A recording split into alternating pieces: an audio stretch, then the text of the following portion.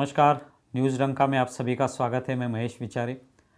दोस्तों, फिल्म अभिनेत्री और अभी हाल ही में हिमाचल प्रदेश से जो चुन के आई हैं कंगना रनावत, तो उनके ऊपर जो एक हमला हुआ, जो तमाचे का एक मुद्दा जो सामने आया है चंडीगढ़ एयरपोर्ट पे, उस मामले में अभी जांच शुरू है। जो सीआईएसएफ की जवान थी, महिला कांस्टेबल थी कुलविंदर कौर, उनको अरेस्ट कर लिया गया, उन पर कार्रवाई हो रही है, उसकी जांच भी चल रही है। इसी बीच में कुछ किसान संगठन जो है वो इसमें कूद पड़े हैं।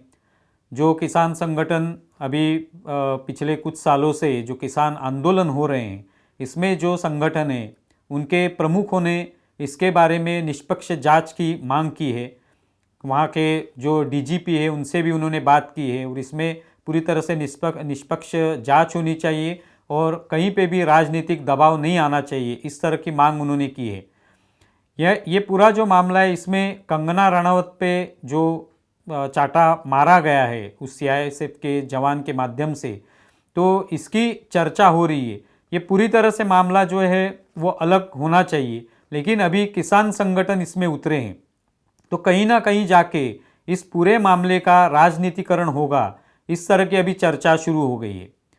क्योंकि ये जो महिला कांस्टेबल है कुलविंदर कौर, इनके भाई खुद एक किसान नेता है और इनका जो परिवार है ये भी किसान परिवार है। इसके वजह से पूरा मामला जो है ये किसान संगठनों ने अभी हाथ में लेने की कोशिश शुरू कर दी है।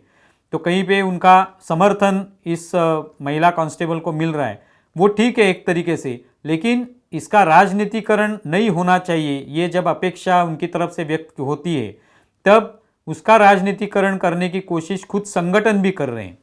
संगठन जो है ये इस कुलविंदर कौर के सपोर्ट में है ही, उनका समर्थन कर रहे हैं, लेकिन उसमें वो अलग अलग गाँव में बैठकें भी ले रहे हैं, वहाँ पे चर्चाएं हो रही है और ये निर्णय उन्होंने लिया है कि अगर इस तरह की कोई ठीक तरह से कार्रवाई नहीं होगी, जांच ठीक तरह से नहीं होगी, तो हम ये दबाव तैयार करेंगे।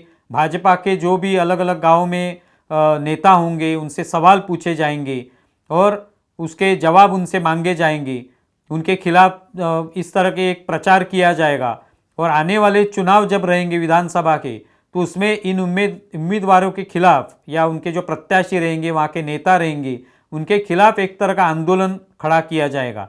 इस तरह की बात उसमें हो रही है।